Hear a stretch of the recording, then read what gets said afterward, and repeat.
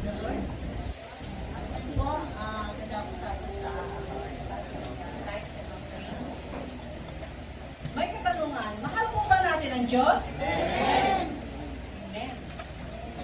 Pero, dito lang yan, no? Pero pagdating sa kanyang, paano ba natin mamahalin ang Diyos? Paano, ano ang katibayan mo na mahal mo ang Diyos?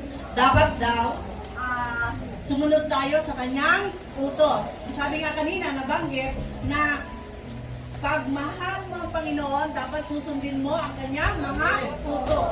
Ang utos ng ating Panginoon ay we have to bring our tithes into our storehouse so that they will have food sa storehouse ng ating Panginoon. So, yan ay isang utos. Kung mahal natin ang ating Panginoon, dapat sumusunod tayo. Amen! Praise the Lord. O, wala nang nag-amen. Amen.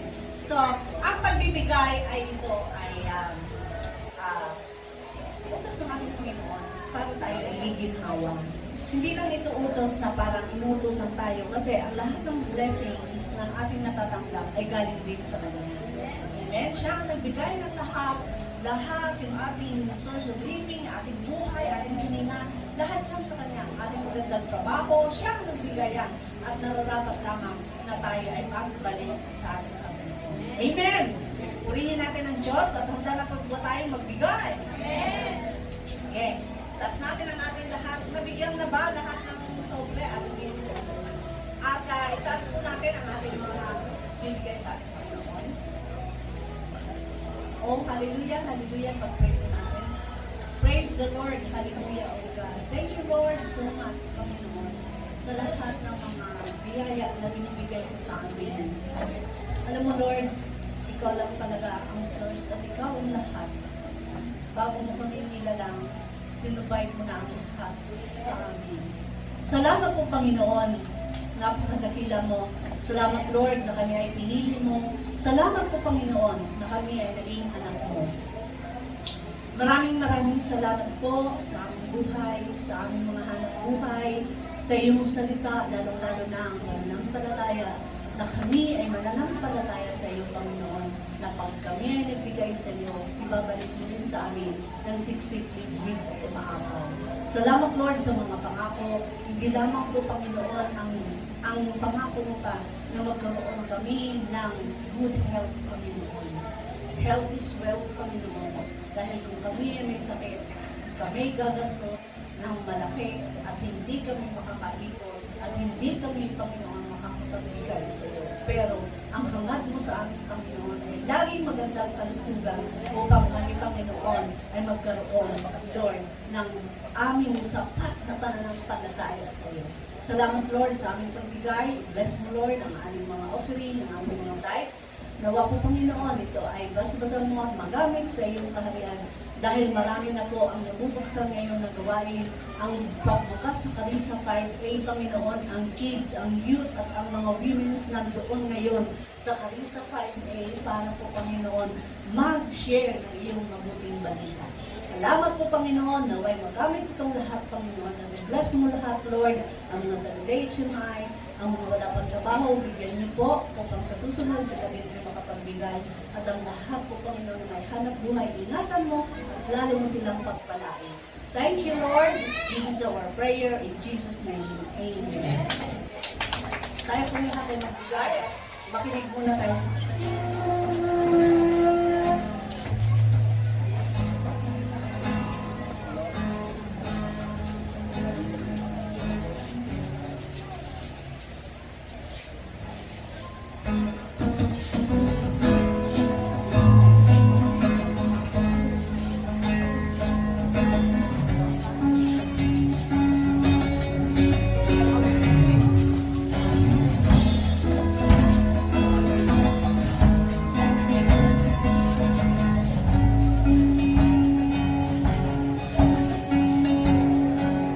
For God so loved the world, He gave His Son,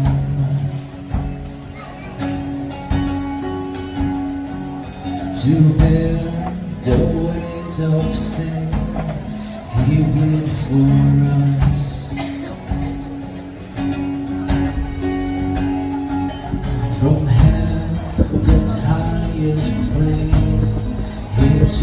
the fall.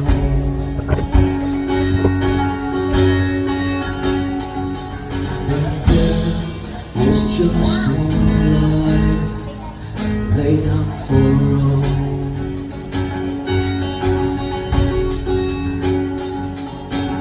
That was your sting. Grave, where is your victory? He's still alive. He's still alive. He's risen.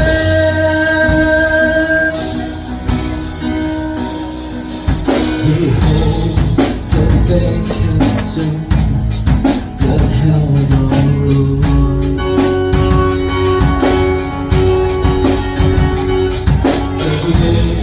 Become the stage for heaven's glory.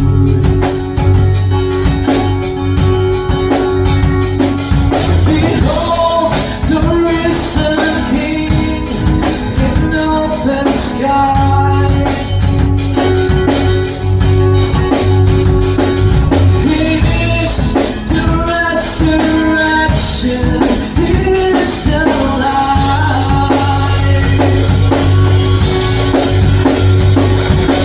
Death was your sting. Grave is where your victory. It's still alive. It's still alive. He's risen. Oh, death, where is your sting? Grave is where your victory is still alive. He's still alive. He's risen.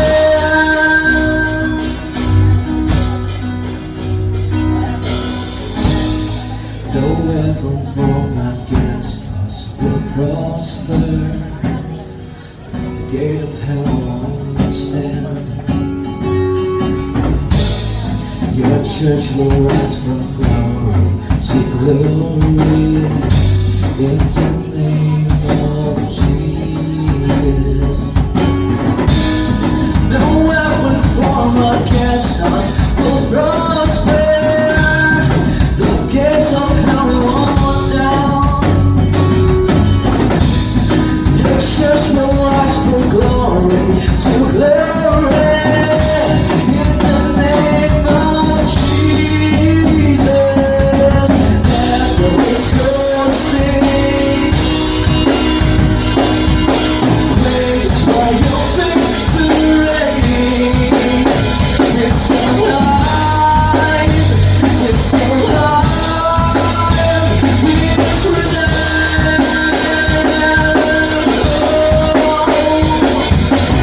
Never is your sin.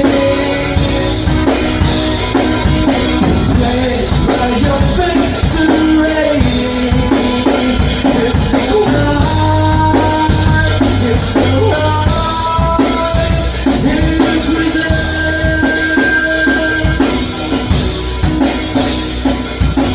That is where you stand. Grave is where your victory is still alive. He's still alive. He's risen.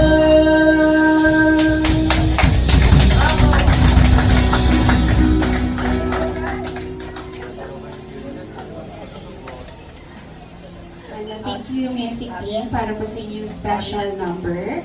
At ngayon po, pwede na po bang tumayo ang lahat para po sa ating Psalm 91 recital.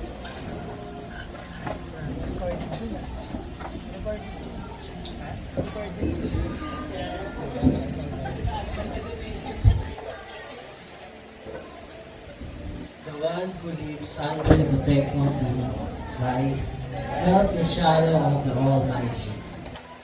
I will say to the Lord, my refuge and my fortress, my God and whom I trust. He himself will deliver you from the hunter's net, from the destructive plague. He will cover you with feathers. You will take refuge under his wings. His faithfulness will be a protective shield. You will not fear the terror of tonight, the arrow that flies by day, the plague that stalks in darkness, or the pestilence that ravages at noon. So 1,000 fall at your side, and 10,000 at your right hand, the pestilence will not reach you. You will only see with your hands, and witness the punishment of the wicked. Because you know the Lord, my refuge, the Most High, your dwelling place. No harm will come to you. No plague will come near your tent. For you angels ordered concerning you to protect you in all your ways. They will support you with their hands, so that you will not strike your foot against a stone. You will tread the lion and the cobra.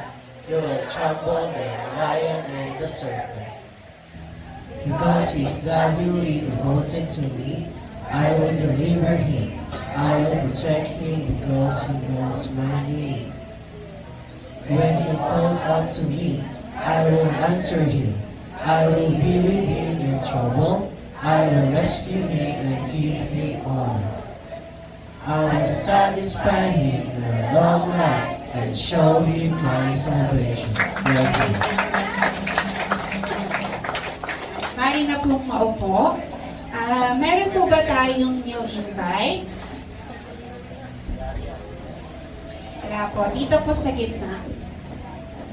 Wala po. Dito rin po. Okay po. Meron po nag-celebrate ng birthday.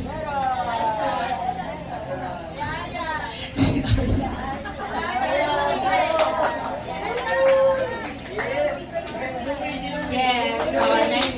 Si Kuya Louie nung September 9. Tapos si Brother Aryan yung pinaka-recent is yung 13. Nung Friday. Ha? Kasi Elisha naman ngayon. Oh. Okay, so pagpe-pray po natin yung ating mga birthday celebrants. Si Kuya Louie ulit. Yeah. Napag-pray na po ito ng last Sunday, pero opo. Kasi Brother Aryan, kasi nung Friday. Tsaka si Elisha. Kailan si Elisha? September 15. Ngayon.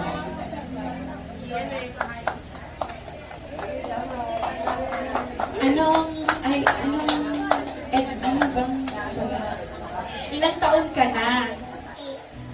8. Anong birthday wish? Sana si Papa umuwi ng Si Papa, yan. O, dito na po kayo, Kuya Louie, yung Brother Aryan. Pagpe-pray po kayo ni Pastor Rudy.